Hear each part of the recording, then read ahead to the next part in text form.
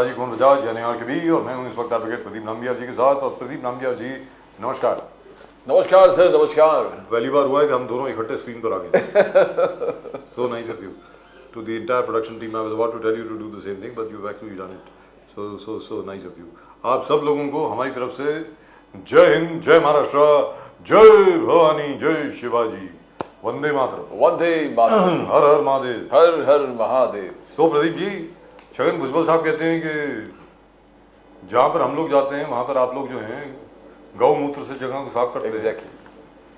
तो फिर आप ओबीसी में आना क्यों चाहते हैं? Exactly sir.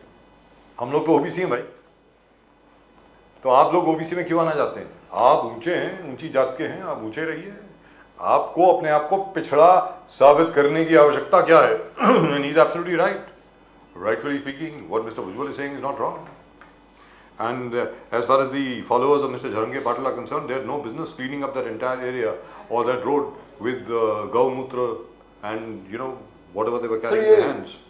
इससे चीज कभी महाराष्ट्र में दिखा नहीं हम लोग। जी। First time these things are happening. Yes.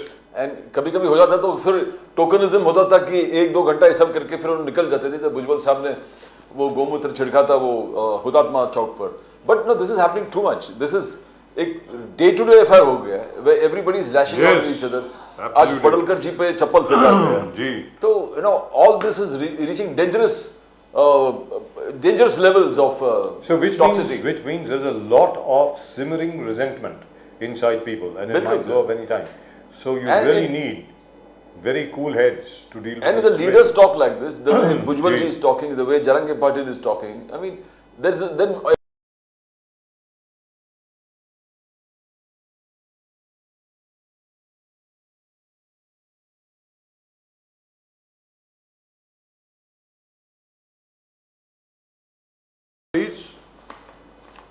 Right, we are back. We are back. So, as you said, the leaders have to show a lot of element of sitting together and finding a way out rather than just abusing each other on stage. Because आज भुजबल जी ने वो बड़ा सवाल लिया, उसमें जो जिस प्रकार से लैंग्वेज यूज किया था, and before that Manoj Jarange Patil तो हर सभा में भुजबल जी को गाली दे रहा। This has to stop. I mean, top leaders have to show some level of restraint. Yes, restraint. Whatever you call it, discipline.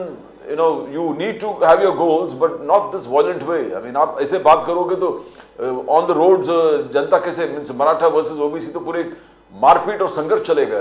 That is not. Let's ask Mr. Pradeep Peshkar. He is with us right now. Pradeep Peshkar साहब नमस्कार। 1 minute. नमस्कार। प्रदीप पेशकर साहब, ये कुछ ज्यादा नहीं हो रहा अभी?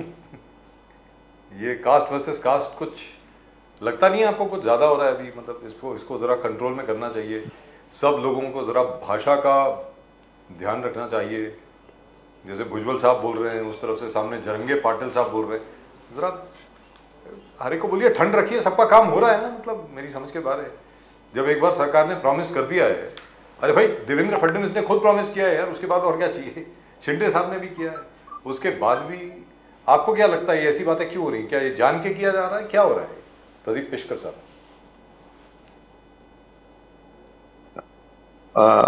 नमस्कार। इस बारे में मैं ये कहना चाहूंगा कि ये आज शुरू नहीं होगा। जब जब सत्ता को विरोध करना है जी, ये जब मंशा किसी की जाग उठी तब इस प्रकार से आंदोलन शुरू हो गए। ये एक प्रक्रिया है। और दूसरी बात, मराठा आरक्षण का प्रश्न जो है महाराष्ट्र में काफी दिनों से प्रलंबित है। मराठा बंधुओं का आक्रोश समझ सकते हैं।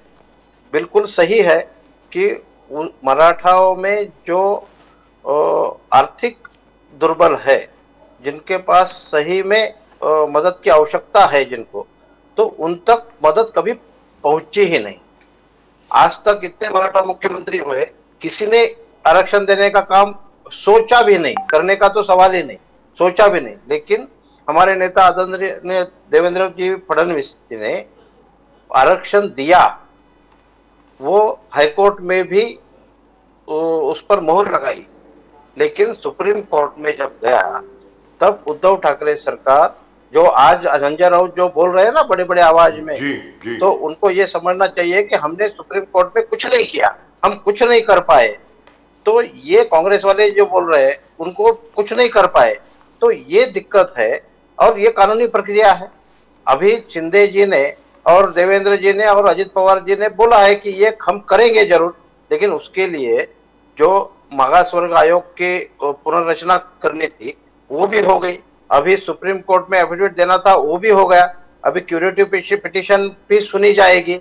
इस प्रकार से सब आगे चल रहा है, लेकिन दोनों तरफ से आपने जो बोला कि अलग अलग प्रकार की भाषा का इस्तेमाल हो रहा है, महाराष्ट्र में ये संस्कृति कभी नहीं।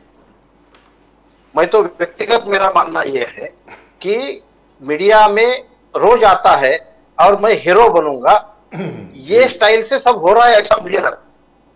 क्या होता है कि कुछ भी बोलो मीडिया वाले दिखा देते हैं, पहले ऐसा नहीं था। पहले ऐसा नहीं था।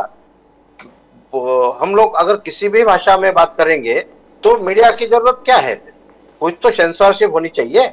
हम किसी को कुछ भी बोलेंगे, किस भाषा में भी बोलेंगे और वो सारे जैसे के जैसा लाइव टीवी पे दिखा देंगे। इस पर भी कोड ऑफ कंडक्ट खुद मीडिया ने भी लगाना चाहिए। अगर किसी को भी गाली देंगे और वैसे ही दिखा देंगे आप दिन रात 24 तास, तो जिसको आक्रोश समझ सकते हैं। लेकिन इस प्रकार की बातें किसने शुरू की? पहले तो सबसे पहला शुरू हुआ वो संजय राउत जी से कि किसी भी भाषा में बोलो, ये चलाते हैं टेप। बस वो तो खुद पत्रकार है, खुद संपादक है, फिर उसके हर एक को फिर आता है बोलना, किसको नहीं आता है?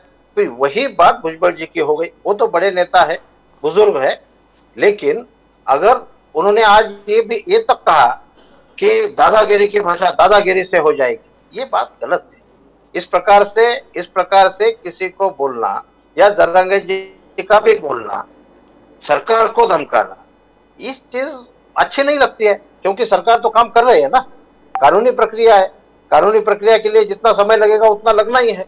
और अगर मुख्यमंत्री एकनाथ शिंदे जी अगर उस पर कुछ अड़िग रहते या नहीं करते तो अलग बात है, बिल्कुल संवैधानिक तरीके से वो करना चाहिए। लेकिन कुछ एलिमेंट, जरांगे जी का आंदोलन शांतिपूर्ण तरीके से चल रहा था, लेकिन कुछ एलिमेंट घुस गए और हुआ वो तो सबके सामने है।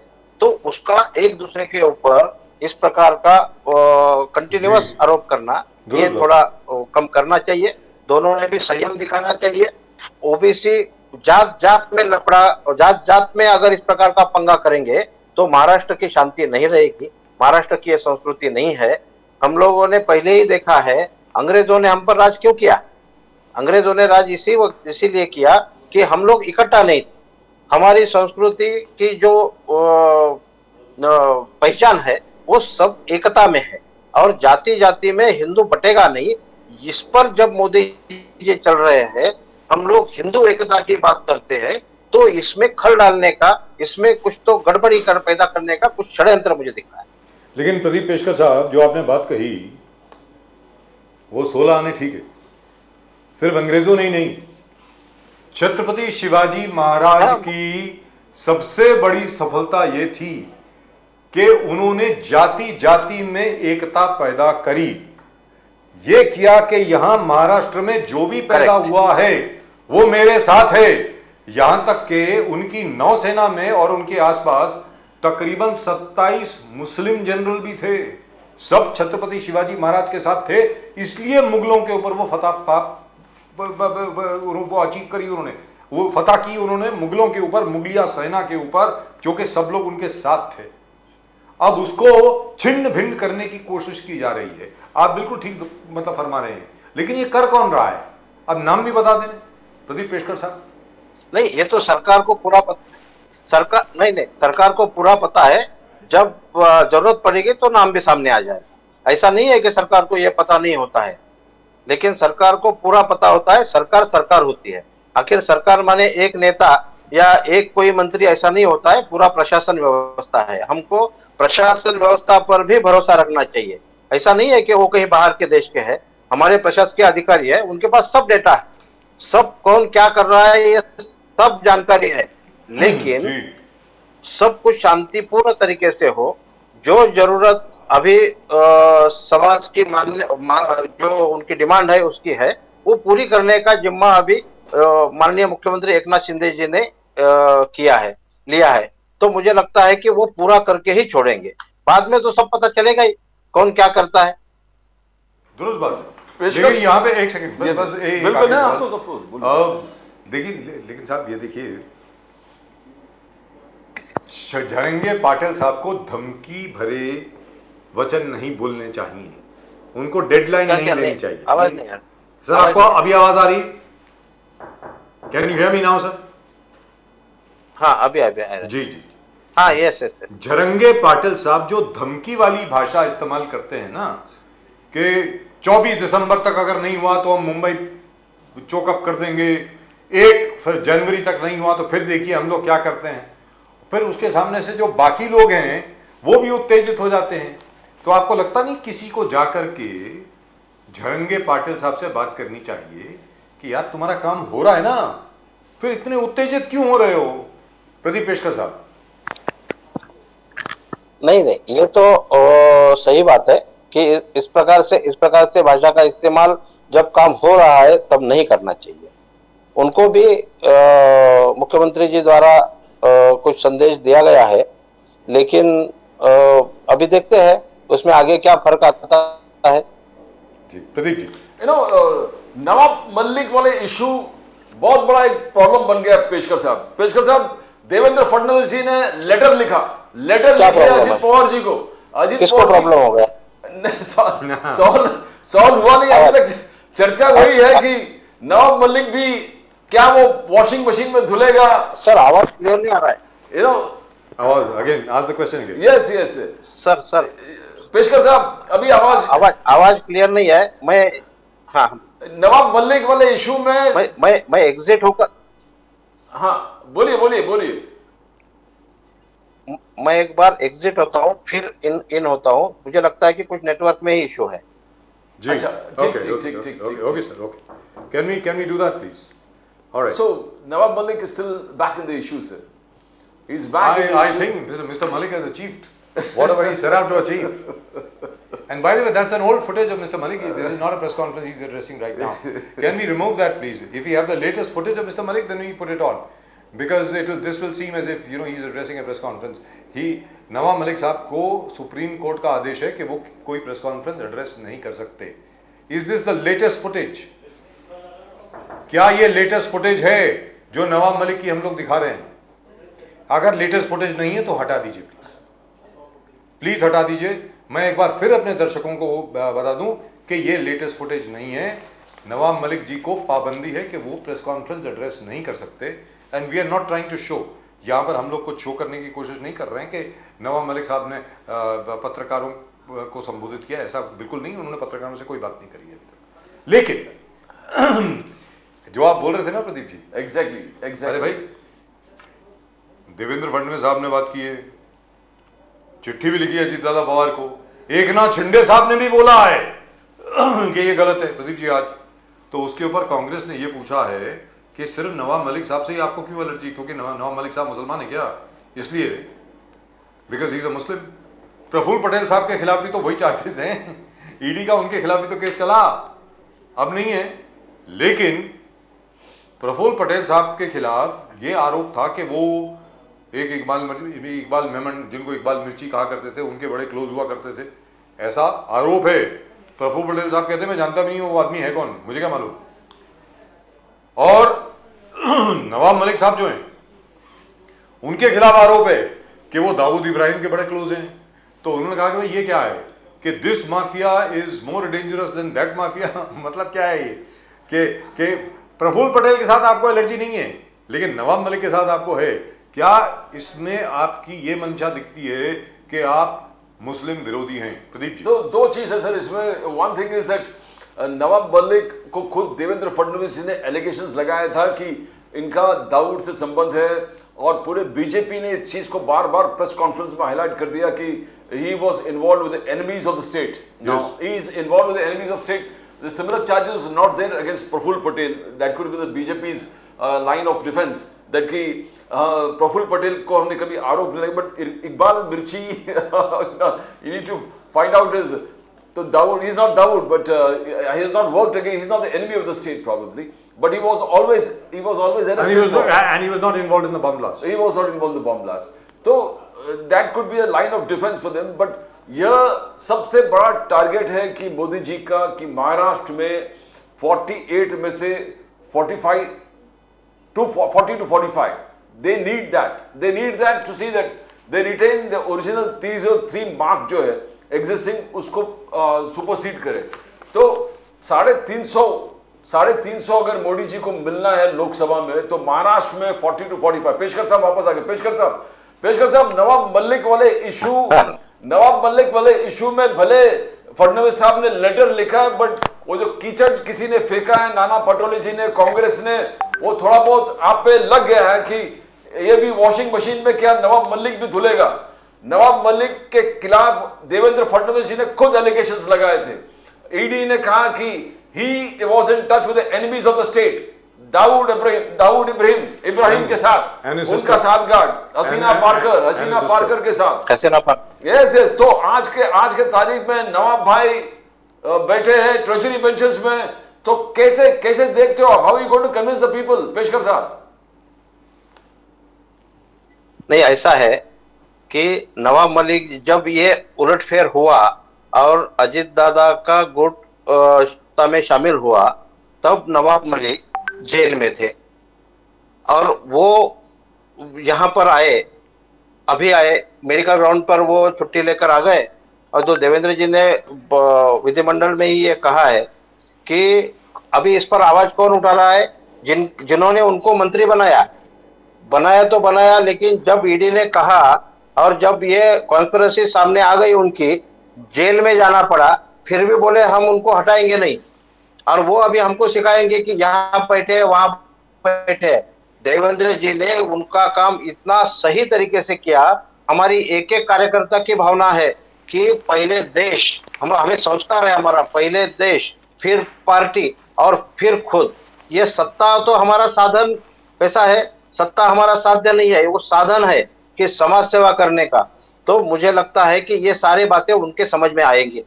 उनके समझ में यही आती है कि आज का दिन किसी तरीके से निकाल लो और किसी के ऊपर कुछ एक्शन कर लो, उससे कुछ होगा नहीं. नवाब मलिक जी को ओपन तरीके से देवेंद्र जी ने ये अजीत दादा को कहा है कि वो हमारी सत्ता में नहीं चाहिए, क्योंकि उनका रिश्ता देशद्रोहियों के साथ में रहा है और उनका मुकदमा देशद्रोह का है. तो इतना सारा खुला होने के बाद, और उस पर अजीत दादा ने भी बोला है कि नवाब मलिक जी जब उनका पक्ष रखेंगे या उनका जो विलिंगनेस है वो दिखाएंगे, तब आगे की बात होगी. तो इनको मिर्ची लगने की जरूरत क्या है, ये तो इंटरनल मामला है ना. लेकिन प्रदीप पेशकर साहब आज की तारीख में he is sitting with the ruling party benches. वो वहां बैठे, ऑपोजिशन बेंचेस के साथ नहीं बैठे. ऐसा है, वो अजीत दादा गुट के साथ बैठे सीट नंबर 49 पे. तो वो अलॉट की गई है उनको स्पीकर साहब द्वारा कि आप अजीत गुट के हैं. नहीं ऐसा जी कहिए. उनको स्पीकर साहब का डिसीजन, स्पीकर साहब का वो प्रशासकीय डिसीजन होगा, लेकिन पॉलिटिकली देवेंद्र जी ने और अजीत दादा ने ये बिल्कुल क्लियर कर दिया है. बहुत बार ऐसा हुआ है. मुझे लगता है कि पहला एक अधिवेशन हुआ, उसमें भी सभी तो एक साथ बैठे थे, बहुत बार ऐसा हुआ है. जब तक वो सीट अलोकेशन नहीं होता है तब तक जो पहले वाली सीट है वहीं पे बैठा जाता है. आज तक वो सीट खाली रहती होगी, अभी वो वहां पर बैठ रहे. लेकिन ये बात क्लियर है, मंशा हमारी क्लियर है कि इस प्रकार से जो देशद्रोही का मुकदमा जिस पर चल रहा है उसका समर्थन हमें नहीं चाहिए. इतना हमारे प्रदेशाध्यक्ष जो है बावन कुले जी, उन्होंने भी कहा है. सर लिखित में दिया है. अब क्या है, वो तो मानना पड़ेगा. इस पर स्पष्ट है जी. लेकिन सिर्फ एक प्रॉब्लम इसमें आती है प्रदीप जी, दोनों प्रदीप जी मेरे साथ हैं इस वक्त, एडवोकेट प्रदीप नाम्बियार जी और प्रदीप पेशकर साहब. तकलीफ इसमें यह आती है कि नवाब मलिक साहब को बेल मिली है मेडिकल ग्राउंड्स पे कि उनका गुर्दा खराब हो गया था, किडनी खराब हो गई थी, लिवर डिसफंक्शन था, हो सकता है कि उनको डायलिसिस के लिए जाना पड़े. बिल्कुल ये सब था. अरे सर, जिस शख्स को एकदम मेडिकल इमरजेंसी की जरूरत थी, उनके वकीलों ने सुप्रीम कोर्ट के सामने यह कहा कि that he requires medical attention 24/7 और वो बिल्कुल ठीक ठाक है, नागपुर की असेंबली अटेंड करने के लिए बिल्कुल ठीक है। तो ये कुछ समझ में नहीं आई बात। प्रदीप मिश्र साहब, आपको क्या लगता है? नहीं, उस के भी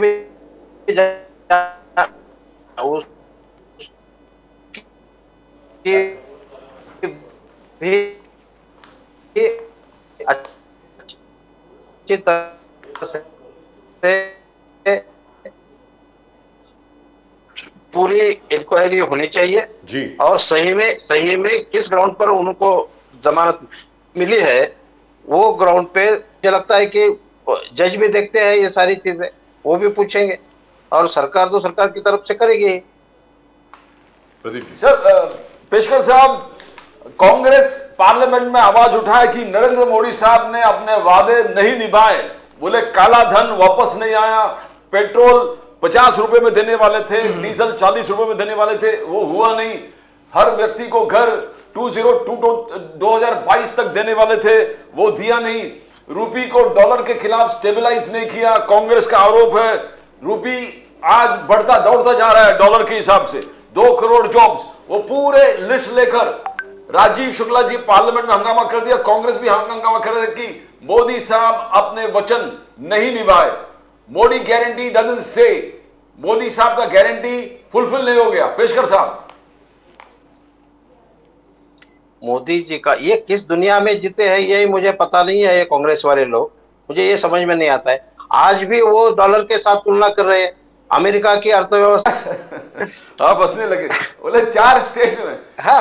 4 स्टेट में 10 लाख वोट हमको ज्यादा मिले हैं बीजेपी से और 40% वोट शेयर हमको मिला है।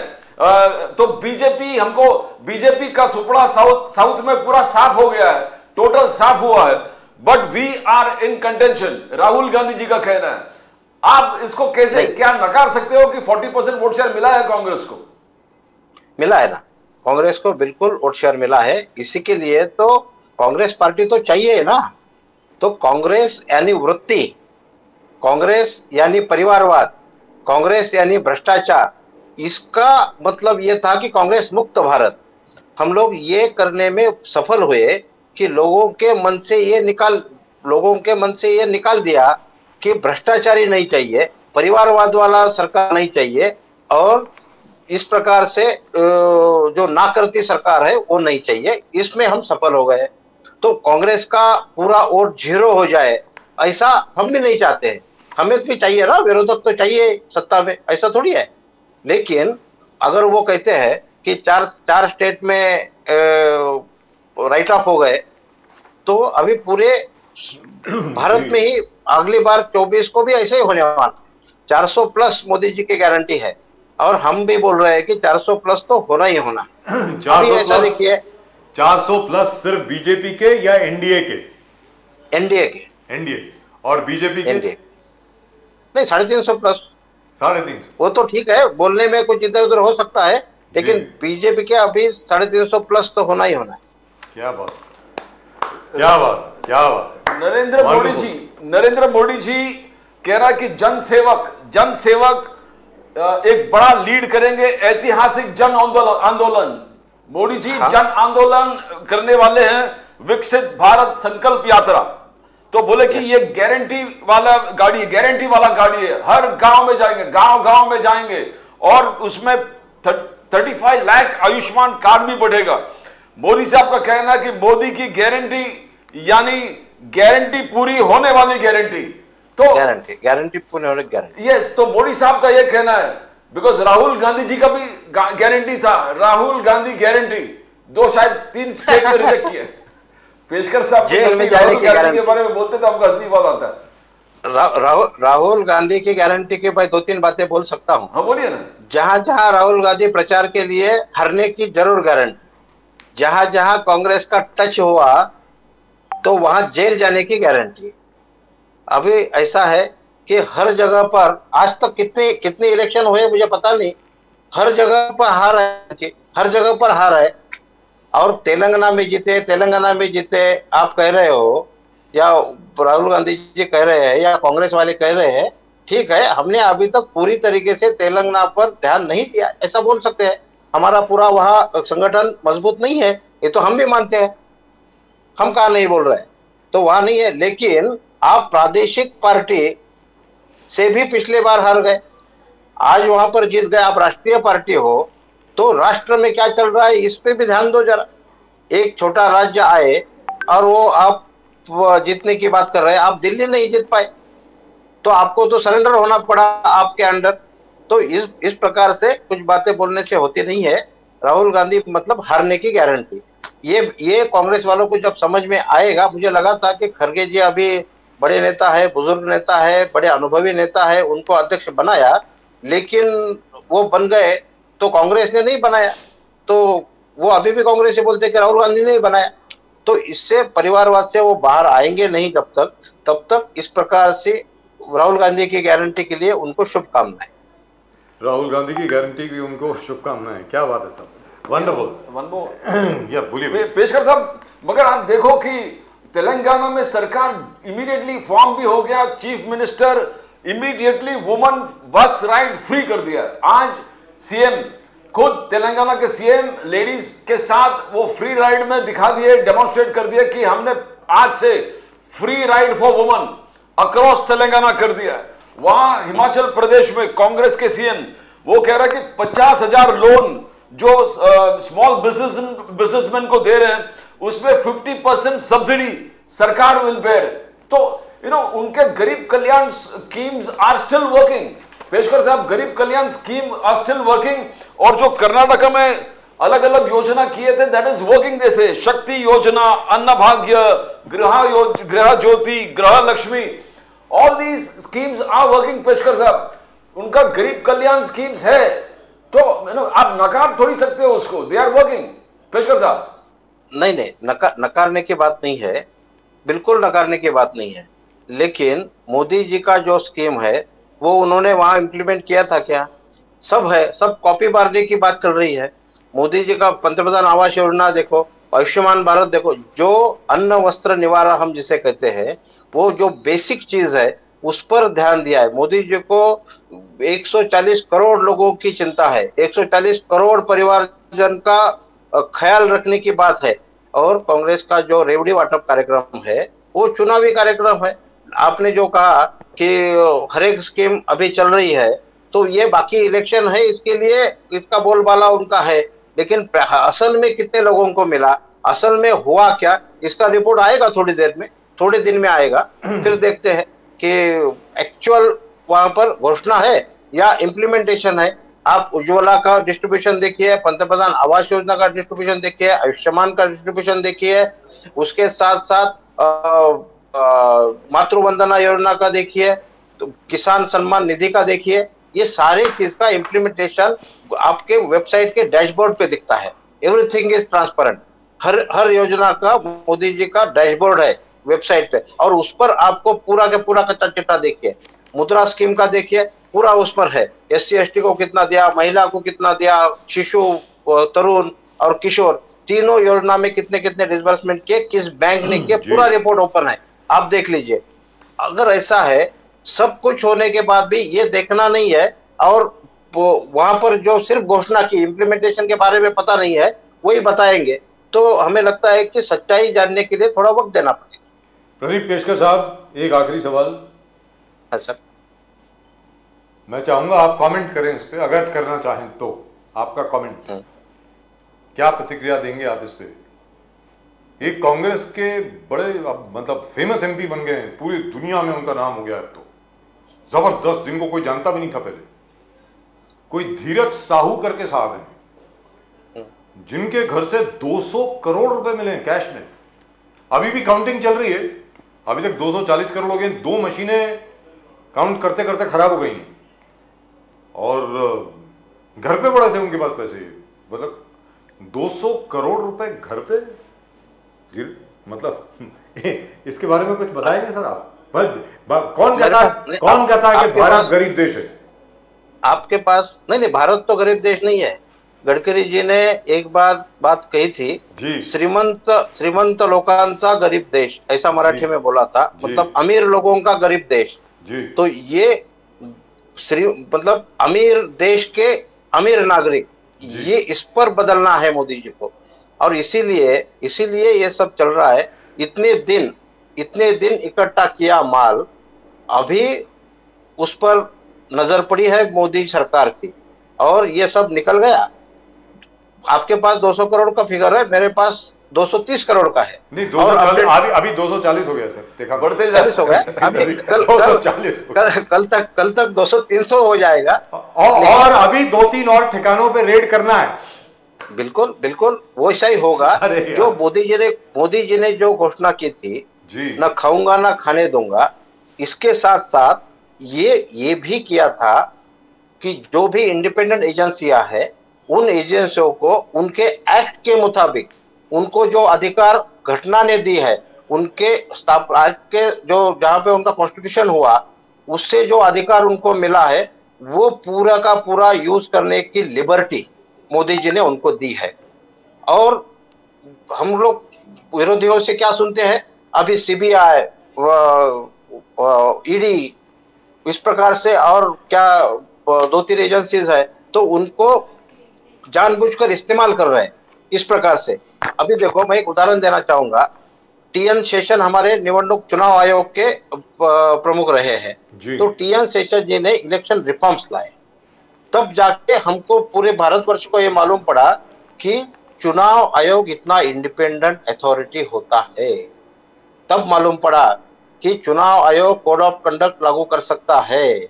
इस प्रकार से चुनाव में हम कुछ भी बोलेंगे नहीं होता है, किसी के भी घर पर पर्चा चिपकाएंगे नहीं हो सकता। ये सारा पूरा रिफॉर्म उन्होंने कर दिया। जो हमारे हमारे जो क्या गुनाह जो है, वो सब कच्चा चिट्ठा उसमें देना पड़ेगा, बैलेंस शीट देनी पड़ेगी, हमारी प्रॉपर्टी देनी पड़ेगी। ये सारा रिफॉर्म शेषन जी ने जब किया, तब से हम उसमें हमें अच्छा लगने लगा कि ये अच्छा है। अभी ये सारी इंडिपेंडेंट एजेंसियां इसी प्रकार से स्वायत्त है, और इसी प्रकार से वो इंडिपेंडेंट काम करेगी। और 4-5 साल के बाद देखिए, हर कोई नागरिक बोलेगा कि yes, this should be the procedure of India. तो इसी प्रकार से डरना तो चाहिए। आज तक तो आप सीबीआई से भी ना डरते थे, आप ईडी से भी नहीं डरते थे, आज डरना शुरू हुआ है। लेकिन जो पहले माल पचाया है ना, वो तो हम उगलवाएंगे ही, और जरूर मोदी जी उगलवाएंगे। इसीलिए उनकी घोषणा है, न खाऊंगा न खाने दूंगा, और उसी राह पर चलने वाले हम उनके सैनिक हैं। और ये 15 लाख भी शायद इनसे ही डिस्ट्रीब्यूशन हो जाएगा सबको, जो 15 लाख का जो जुमला था। हाँ, उनको ले लो बोलना, कांग्रेस वालों को बोलना ये आपका ही 15-15 लाख है, ले लो अभी उसमें से।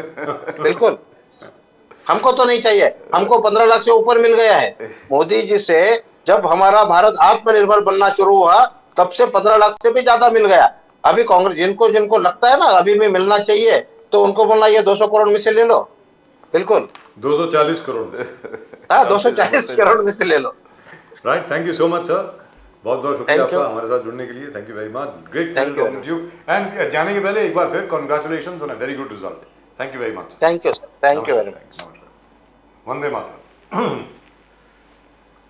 But this is amazing, isn't it? I mean, 240 crores बिल्कुल। and counting. And still counting. And still counting. He had kept it all in his house. Johnny, go down. Sir, इतने I think बैंक में भी इतना notes नहीं होगा जितना notes display किया गया। सर बैंक में कहाँ होते हैं? बैंक में तो हर 3 दिन के बाद पैसे खत्म हो जाते हैं। Even your biggest bank will not have so much of cash.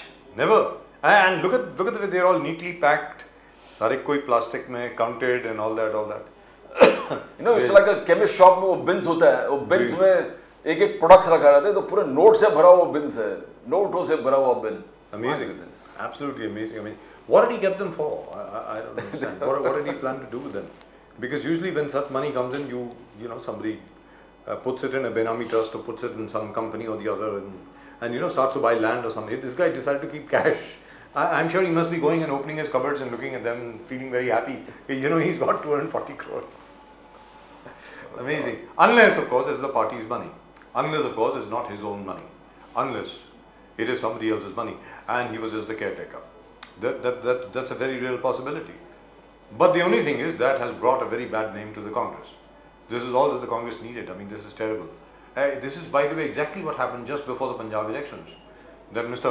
What was his name? The Chief Minister Channi. of Channi. I mean, there was a raid on his brother-in-law's house, and they found loads and loads of cash in Punjab.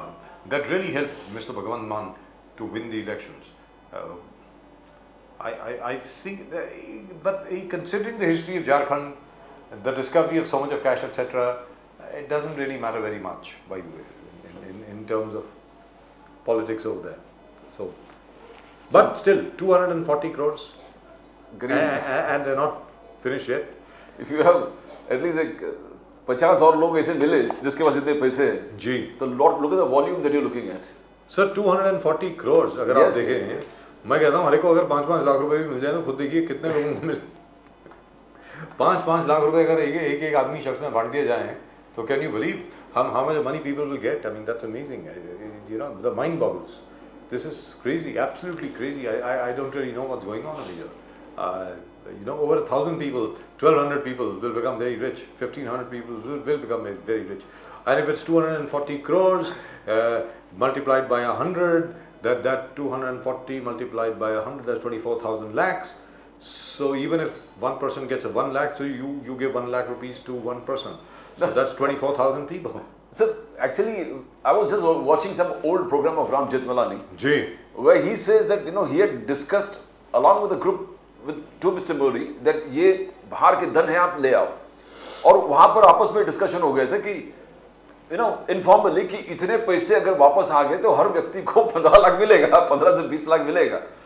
But now जिस प्रकार देश के अंदर ही इधर ही note पकड़ा जा रहा है सर, एंड देयर वाज नए नोट है, नोटबंदी तो हुआ था, उसमें there was a lot of huge volumes of money coming into the RBI account. I think our next guest, Mr. Suresh Chandra Rajan of the Congress, is unavailable at the moment. He's not picking up his phone.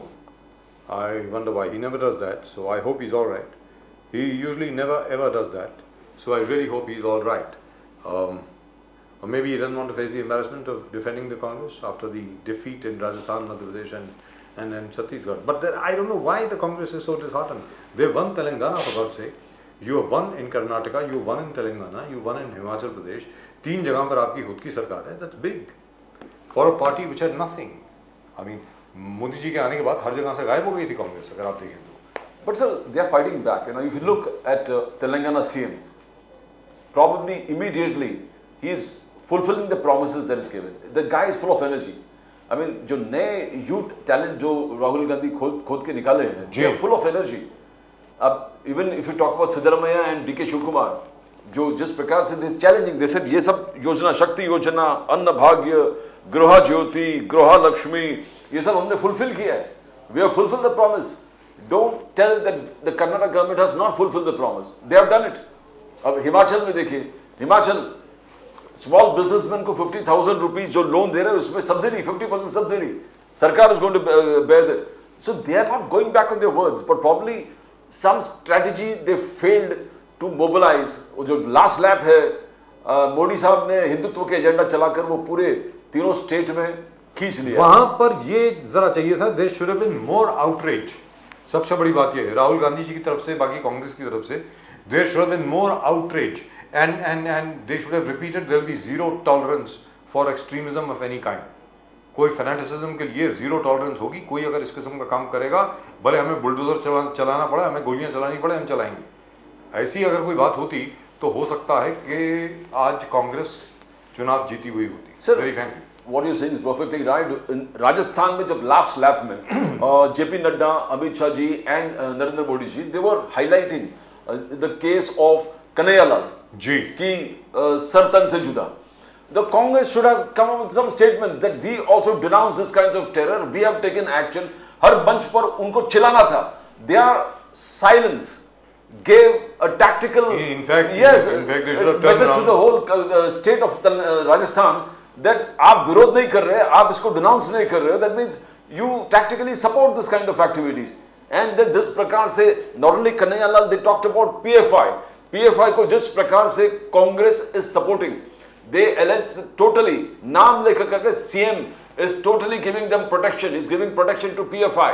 उनके हर rallies को पूरे police बंदोबस्त, police समर्थन, government का support है. सो these last lap में जब हर मंच पर the big three were taking up these issues, we didn't find the CM Gehlot talking against them. इसको justify नहीं करना या इसके विरोध में बात करना. No, so indirectly the message was going on that for Muslim appeasement, जो तुष्टीकरण के बाद मोदी जी हमेशा बात करते रहे हैं, you are that stands justified. जो मोदी साहब के चार्ज है परिवारवाद, भ्रष्टाचार, तुष्टीकरण, तो it's stuck because they didn't want to talk about, as you always say, Rahul Gandhi ji का, राजीव गांधी जी जो राम मंदिर के लिए किया था, अगर यही बोलते कि हमने भी किया है, but they were actually they didn't want to talk about. Pradeep ji, सबसे बड़ी बात यह है कि अगर फैजाबाद के, उस वक्त अयोध्या फैजाबाद में आता था, अयोध्या डिस्ट्रिक्ट अब बनाया वापस, फैजाबाद के डिस्ट्रिक्ट मैजिस्ट्रेट ने अगर हुक्म नहीं दिया होता कि बाबरी मस्जिद की, अभी राम मंदिर, उसके किवाड़ जो है वो खोल दिए जाएं, और जो भी आरती अगर वहां पर जाकर के आरती में शरीक होना चाहता है हो सकता है, क्योंकि ये बात देख लीजिए 1948 से कभी ऐसा कोई टाइम नहीं आया जब बाबरी मस्जिद के चबूतरे के पास आरती नहीं होती थी. सीधी सादी बात है. This is the first time that the district magistrate of Faizabad said that anybody can go in and the gates were open, and that by the way is what led to the Ram Mandir being constructed today, and it will be completed on January the 22nd, 2024.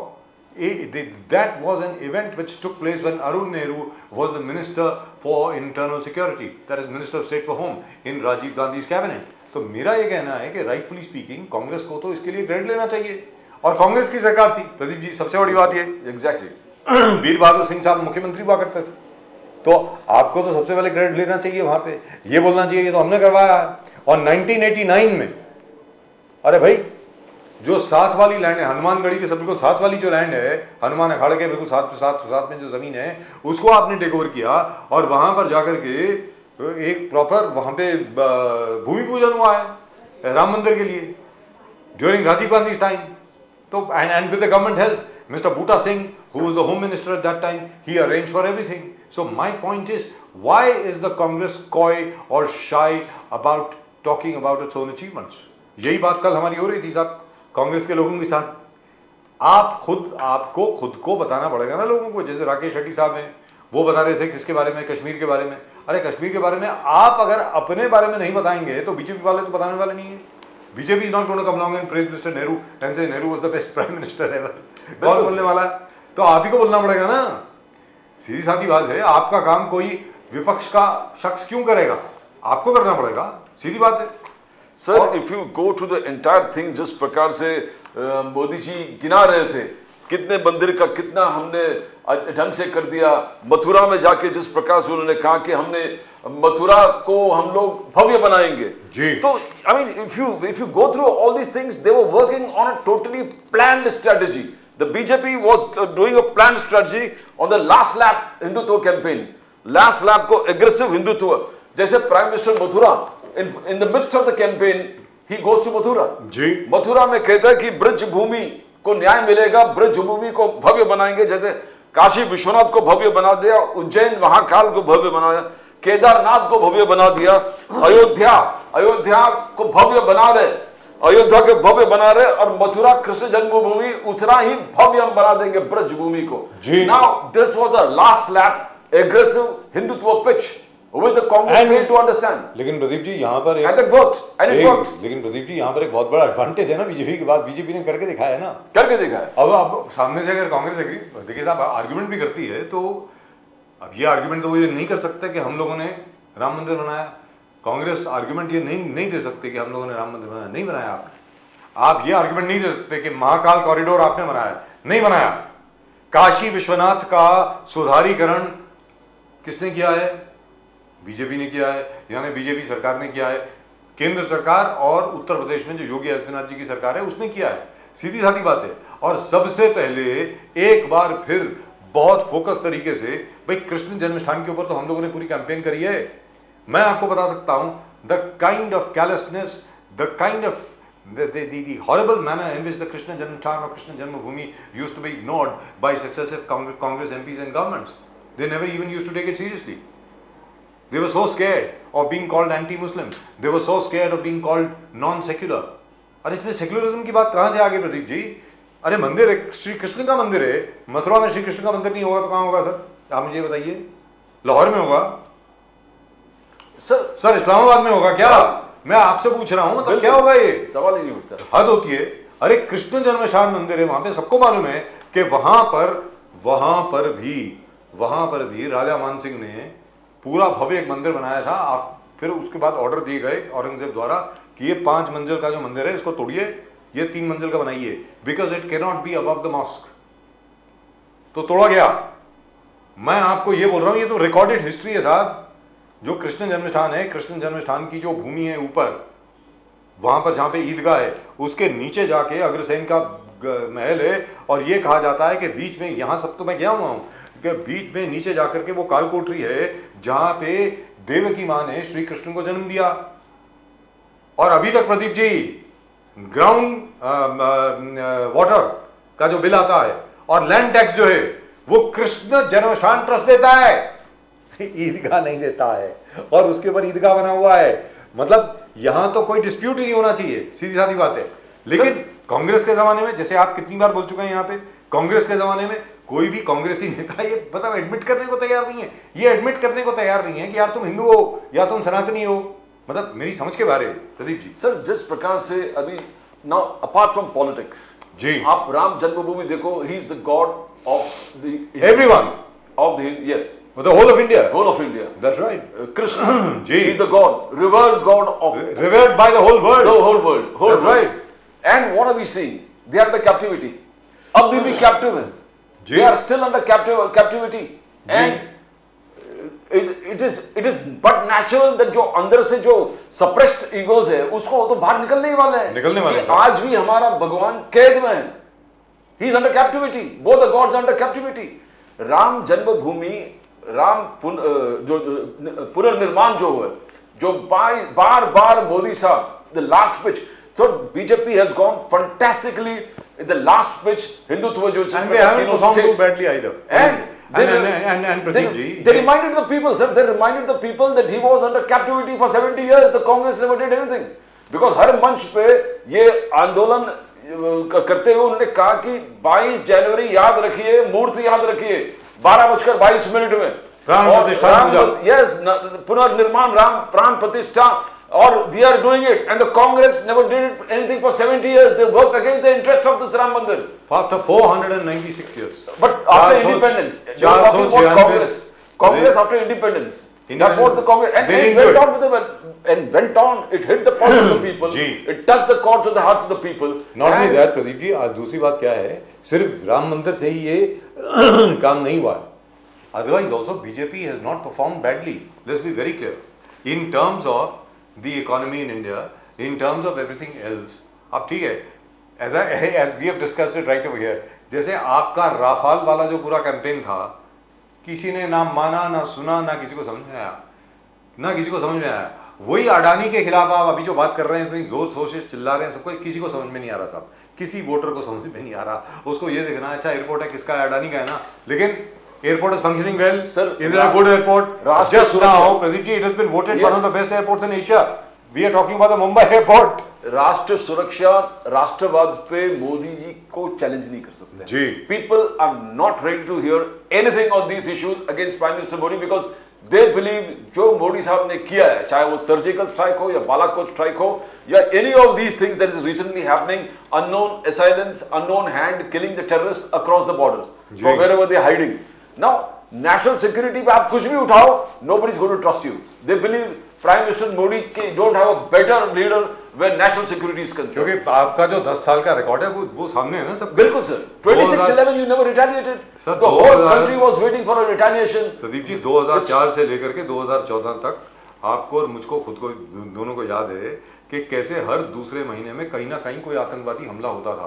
Bomb blast हो रहे, blast हो रहे, Delhi blast हो रहे. अरे वो लाल मस्जिद में ब्लास्ट हो गया, अक्षरधाम में ब्लास्ट हो गया, वहां पे टेररिस्ट घुसाए, मतलब दिल्ली के अंदर ब्लास्ट हो गया, गेटवे ऑफ इंडिया पे ब्लास्ट हो गया, भेंडी बाजार में ब्लास्ट हो गया, अपना जो जवेरी बाजार है वहां पर ब्लास्ट हो गया. ये क्या है? It was like randomly happening everywhere. जहां चाहिए बॉम्ब ब्लास्ट कर दो.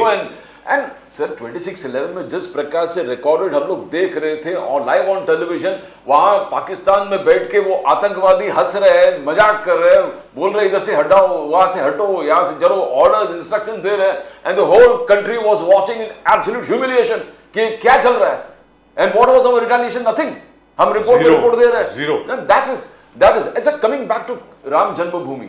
Now, you talk about this as an event. Why should the BJP not take credit for that? 550 साल के बाद भगवान राम जो कैप्टिविटी में थे, वो कैप्टिविटी से निकल के तो who will not celebrate it? Why will the BJP not celebrate it? It is the whole nation is going to celebrate it. The whole world is going to celebrate it. Babar ने तोड़ा और 550 साल लगे free करने के लिए भगवान राम को अपने ही देश में, अपने ही मंदिर से. Now that is the greatest humiliation. Now this is what the Hindus will take as a humiliation, that 70 years after independence they had to wait. Now when RSS chief says, or whether the Hindu leader says that जिसको पाकिस्तान चाहिए था वो चले गए, the interest of theirs lied there. So how can you hold the gods, the temples to captivity but for Pradeep 70 long years? But Pradeep ji, the fact remains that as far as the Congress is concerned, Congress को भूमिका बनानी पड़ेगी ना अपनी, कि हम लोगों की ये भूमिका रही है भाई. अगर आप भूमिका ही नहीं बनाएंगे तो लोगों को मालूम कैसे पड़ेगा? सीधी सादी बात है. You have to build a background, especially with regard to security. ये जो बोलते हैं ना भाई 1971 वॉर में हम लोग जीते, हम लोगों ने किस प्रकार हम लोगों ने बांग्लादेश बनवाया, ये किया वो किया. अरे भाई बनाया, लेकिन उसके बारे में बताइए तो सही. लोग भूल गए हैं. देयर आर 4 generations, 4 जनरेशन आ चुकी हैं. उन सबको मालूम नहीं है इसके बारे में कि याह्या खान कौन था. Thank God for movie called Sam Bahadur. लोगों को याद आना शुरू हो जाएगा कि 1971 वॉर भी थी. अरे भाई, my point is the Congress should realise your opponents are not going to work for you. आपके जो विरोधी हैं वो आपके लिए काम नहीं करेंगे. वो हार्डकोर है. और वो लास्ट पिच, जो लास्ट लैप थे, हिंदुत्व को किस प्रकार से प्लेस करके एग्रेसिवली परस्यू किया. And I tell you, that is where the Congress failed. The only problem is I still have my suspicions. But anyway, since I don't have a dog in the fight. Let's be very clear. I'm not in the BJP. I'm not in the Congress, and none of them is paying me. Let's be very clear. So why should I go out on a limb and try and tell everybody exactly what's going on? But the fact remains that people don't want pensions. People do not want the cheapest gas cylinder. People don't want what? 1200 रुपए हर महीना. लोगों को मुफ्त में travel नहीं चाहिए. नहीं, आज भी सर, आज भी Congress is continuing with their गरीब कल्याण स्कीम्स. तो देखिए, तेलंगाना में बस में बैठ के वहां के सीएम रेड्डी महिलाओं के साथ बोल रहे